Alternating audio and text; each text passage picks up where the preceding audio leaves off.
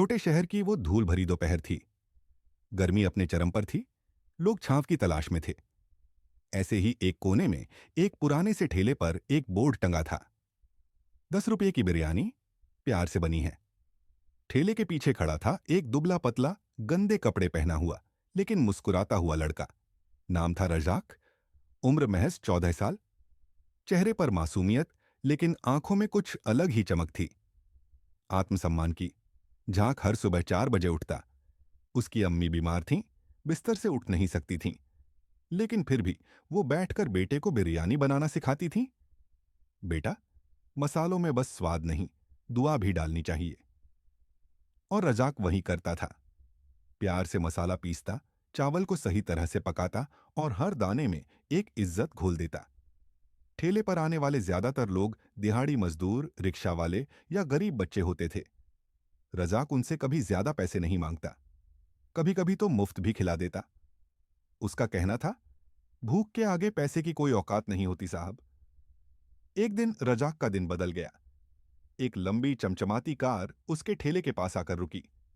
दरवाजा खुला और एक अमीर आदमी बाहर निकला। महंगे कपड़े, चमकदार घड़ी और आंखों में अहंकार। वो आदमी पास आया और ठेले के बोर्ड को देखकर हंस पड़ा। 10 रुपये की बिरयानी, इसमें बिरयानी है या खिचड़ी?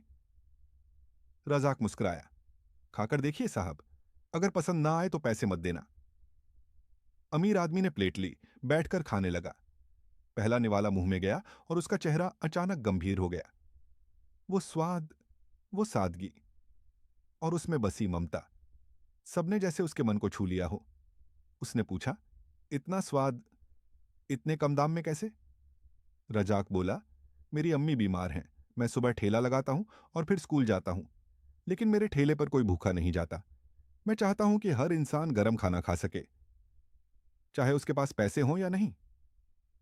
वो आदमी कुछ पल चुप रहा, फिर चुपचाप अपनी प्लेट खत्म की और 10 रुपये के बदले 1,000 रुपये रखकर चला गया। लेकिन बात यहीं नहीं रुकी। अगले दिन उसी आदमी ने 2 डॉक्टरों को भेजा रजाक की अम्मी के इलाज के लिए। एक हफ्ते बाद रजाक को एक स्कॉलरशिप मिल गई, शहर के सबसे अच्छे स्कूल में पढ़ने के लिए। धीरे धीरे रजाक का ठेला मशहूर हो गया। लोग वहां सिर्फ बिरयानी खाने नहीं, इंसानियत की खुशबू लेने भी आने लगे। शहर के अखबारों में उसकी तस्वीर छपने लगी, इंटरव्यू होने लगे, लेकिन रजाक कभी नहीं बदला। वो अब भी हर सुबह सबसे पहले अपने ठेले पर जाता, मां से आशीर्वाद लेता और फिर अपनी बिरयानी परोसता। उसी 10 रुपये में वो कहता था, मैं बिजनेस नहीं कर रहा साहब, मैं सेवा कर रहा हूं।